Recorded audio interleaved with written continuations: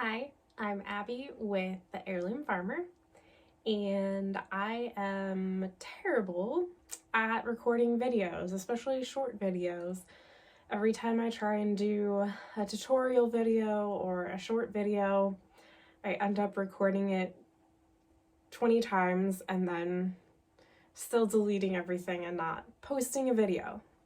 But I really want to share with all of you what we do and also share with you tips and information on seed starting, gardening, all things farming and agriculture, and really share that with you. And that's something I love doing. So the fact that I struggle with the videos is frustrating. So we're gonna try something a little bit different.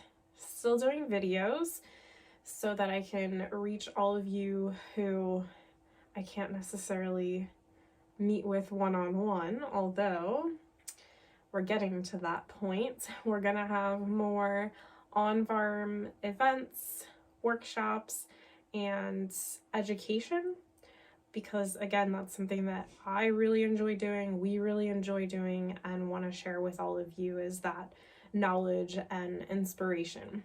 So we are starting that with our Spring Forward Homestead events, our Homestead Day on May 20th. But in the meantime, I'm going to do, or at least my goal is to do some of these videos that are more conversational chat style videos. So I've been trying to come up with a name. The best I've come up with is Coffee and Plants. So if you have name suggestions for these little episodes or shows, or whatever we want to call it, if you have name suggestions, let me know. But I'm typically drinking a cup of coffee and talking about plants. So for now, this is the Coffee and Plant show. But I have seen a lot of people talking and heard a lot of people talking about seed starting and had a lot of questions about when and how to start seeds. So that's kind of what we're going to be talking about today while I drink French press coffee. So grab your cup of coffee or your drink of choice. Let me know what it is. And Masa apparently wants to make an appearance. Come here. Here, Masa. No. Now that I want to include her, she's like, nah, I'm good. Alright, so we're going to talk about seed starting. If you don't start seeds, you still might want to watch this video, because at the end I'm going to share all of the varieties of peppers that we're going to have available at our greenhouse this spring. So you might want to stay around and check that out. So when it comes to starting seeds, there's so much information I could share with you, and there's so much with seed starting that can get overwhelming, but it doesn't have to be overwhelming. And like I say with everything, Masa, no, I'm talking, you can't talk, okay? Thank you. So like I say with everything, one of the best ways to learn is to just get started. Just start where you're at, start with the knowledge you have, and get your hands dirty. Start doing it. So if you're on the fence about starting seeds, or you feel like you don't know enough, or you feel overwhelmed, just get started. And it can really be as simple as a container of soil and some seeds. Now, I am going to talk about some more specifics. And one of the things I'm going to focus on is reading seed packets, because this can really make a huge, just an exponential difference in your seed starting success. So when you are looking at starting seeds And January or now is a really good time to go through and read all of the seed packets for seeds you want to start, so that you know when to start them and how to prepare. So we're going to look at these King of the North bell peppers from Baker Creek Heirloom Seeds. Masa, you need to let me talk or you're gonna have to go somewhere else. Oh, you want them to see you? Okay, there you are. Now she has to go get her toy so she can show you her toy.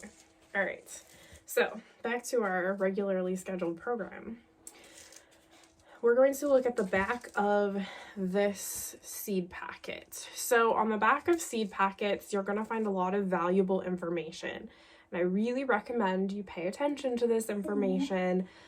If you want to be successful, don't just, start all your seeds at the same time and plant them all the same way.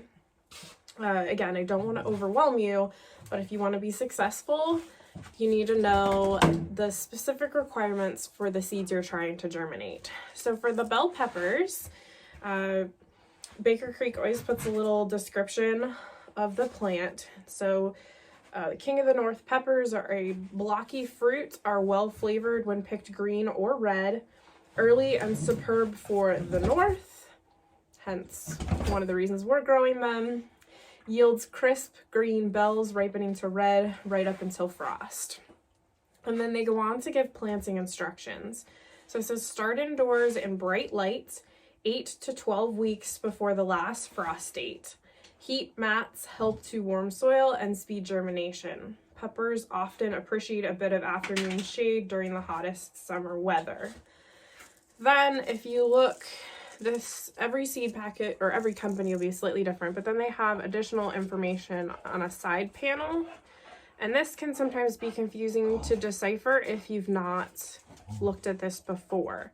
So along the top edge, it says sprouts in 7 to 10 days. So that's the germination, the time to germination. So once you plant them and they have soil, water, and light, it can take 7 to 10 days for them to actually germinate and for you to start seeing them grow. The ideal temp, if you're not familiar with that, can be a little bit confusing, but what that means is the ideal temperature of the soil for the plant to germinate, or for the seed to germinate. And for peppers, it's 70 to 95 degrees Fahrenheit. So that's pretty warm, especially considering, you're going to be starting them soon. So I will be starting them at 12 weeks, which is next week. So it's February. So finding a place that, you're going to have enough warmth to have your soil at a minimum of 70 degrees is a little tricky. But that's why heat mats or placing them in a warmer environment while they germinate can be really beneficial. But it really is important with peppers. So if you've grown peppers before and you've not had good germination, one of the reasons can be the temperature. So try a little bit warmer temperature. Seed depth is another thing that it says. And for peppers, that's 1/4 of an inch. And what that means is the depth in the soil or your planting medium that you start the seed. And I always err on the side of less. So 1/4 inch is really just barely sprinkling soil over your seeds. And then the rest of the information there, such as plant spacing, frost hardy, minimum full sun, that's all important, but it's not as relevant when you're just starting seeds. So learn to read your seed packets. Again, they're going to look different depending on the company. So this is the back of Baker Creek. This is the back of Annie's Heirloom Seeds. And actually that's all I have right now. This is the back of my seed packet. These are peppers I saved. So you just need to learn how to read your seed packets. On the Annie's heirloom seeds. The packet says basically the same thing, germination 7 to 14 days. It does say start indoors 6 to 8 weeks before the last frost, so that's not as early as Baker Creek recommended. And this is why it's important for you, again, if you want to really get serious about seed starting, is to keep track year to year, and then you know, okay, should I be starting them at 12 weeks or 8 weeks, or somewhere in between, because there is sometimes variation in that. Then this also says a 1/4 inch deep for seed starting, and a temperature of 65 to 90 degrees Fahrenheit to germinate. So again, slight variations, but basically the same general information, just in a little bit different format on the back of this seed packet. Now, as I mentioned, with starting peppers, you want to have plenty of warmth. I use, well, a couple things I'll show you that I do for peppers. So I'll be starting our peppers next week, and I'm planting in a cocoa core seed starting medium. It's got cocoa core, compost, but it's an organic mix that has done really well for us in the past. And I will plant in these 4-inch pots. So I will put the seed starting medium in the pot, and then I'll put the number of seeds I need to germinate with a few extra on top of the soil. I'll sprinkle a little bit of soil over them. I already have the soil damp when I fill the containers, and I'll put the seeds on the top. I'll label the container and put it on a heat map under light to germinate. Now, the reason that I do what's called multi-sowing, so multiple seeds in one smaller container, especially with peppers, is related to space and germination rates. So we start a lot of seeds and plants in a very small amount of space. And so I have to conserve as much space as possible. Sorry, I can't let my coffee get cold. If I started all our peppers in these trays, there are 50 cell trays, so I could start 50 peppers in this tray. A couple things are going to happen. It's going to take up a lot of space, which I don't have a lot of. And if I get poor germination, which I hope not, but if I do, I'm going to end up with empty spots in this tray. And I really don't want empty spots under my lights in our limited growing area. So I plant them in this pot, and then once they germinate and start to get their first true leaves, I will prick them out one by one, which does take additional time and labor, but I've waited out, and for us, this is currently what works best for us, is I do take that extra time, usually put on an audiobook, and I prick out each of those peppers, and then I put them into a 50 cell tray so that I have a completely full tray, and they can grow in that until I pot them directly from this into 4-inch pots. And from there then, by that time that they get potted into 4-inch pots, they'll be in the greenhouse where we have a little bit more space. So that's why we do it that way. That's not the way you have to do it, but, you know, figure out what works for you. Okay, you really need to stop talking. Come here. Come here. Come on. Come on. Now I have 2 dogs here saying hello. All right, you guys go do your own thing. So that is how we grow peppers.